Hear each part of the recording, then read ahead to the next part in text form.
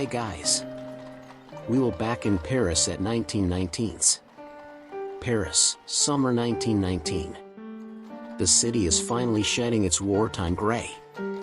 The signing of the Treaty of Versailles has brought an exhale of relief and a swell of national pride. The air is thick with anticipation and the sounds of rebuilding. Our narrator walks the sun-drenched boulevards, a visitor amidst history.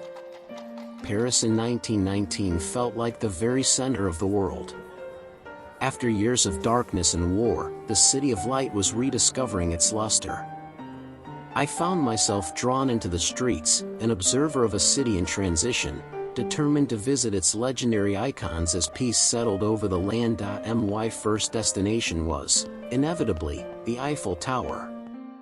The Iron Lady had served as a vital radio outpost during the war, connecting the Allied forces. In 1919, she stood not just as a symbol of Parisian modernity but of wartime resilience. Ascending the tower offered a breathtaking panorama, the streets and avenues of Paris unfolding like a grand tapestry below. From that height, I watched the city breathe again, its energy palpable as people began to reclaim their lives.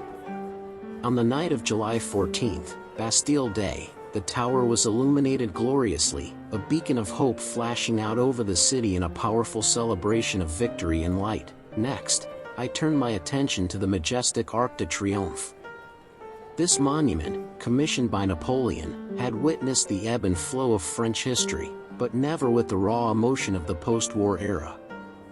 In the summer of 1919, the Arc was the focal point of immense national pride.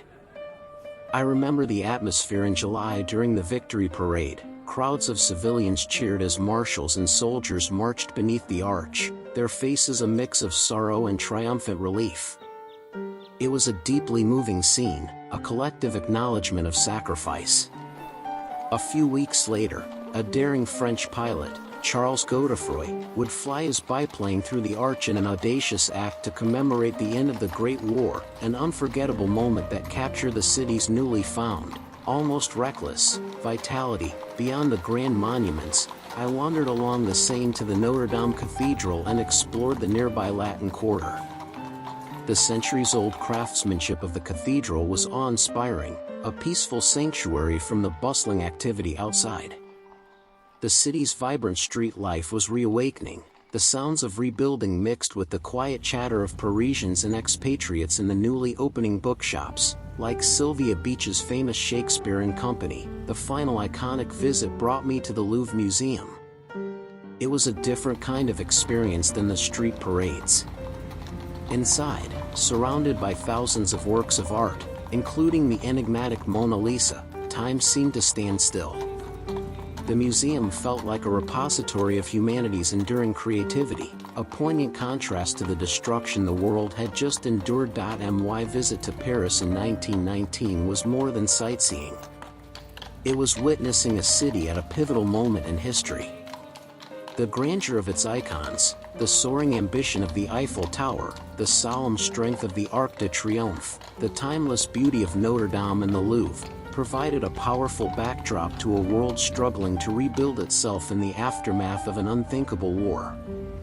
The city was alive with hope, memory, and an irrepressible will to look toward the future.